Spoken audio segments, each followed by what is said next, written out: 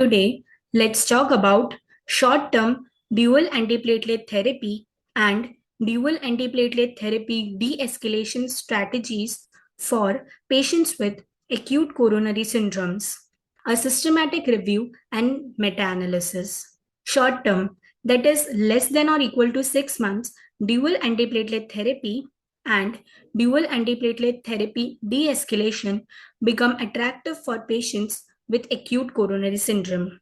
Coming to the methods, a systematic search identified randomized controlled trials that included patients with acute coronary syndrome treated using standard dual antiplatelet therapy with clopidogrel, prasugrel, or ticagrelor. Extended DAPT, that is greater than or equal to 18 months.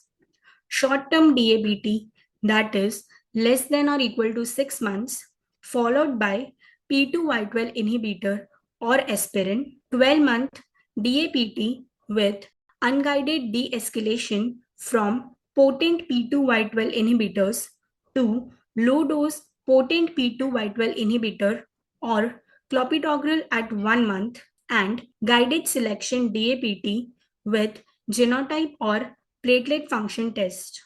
The primary efficacy outcomes was a composite of cardiovascular death, myocardial infarction, or stroke.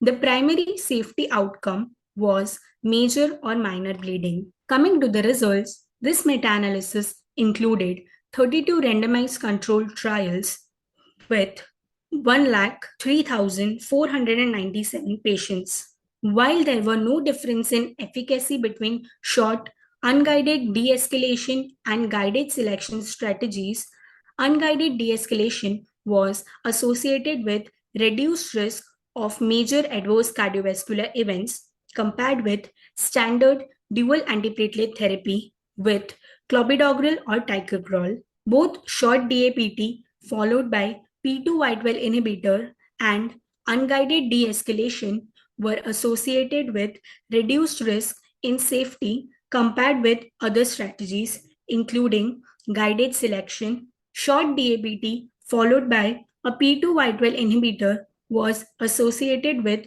reduced risk of major bleeding and all-cause death compared with standard extended DAPT. Unguided de-escalation strategy was the safest and most effective strategy in reducing major adverse cardiovascular events and major or minor bleeding, while short dual antiplatelet therapy followed by P2Y12 inhibitor was ranked the best for major bleeding and all-cause death.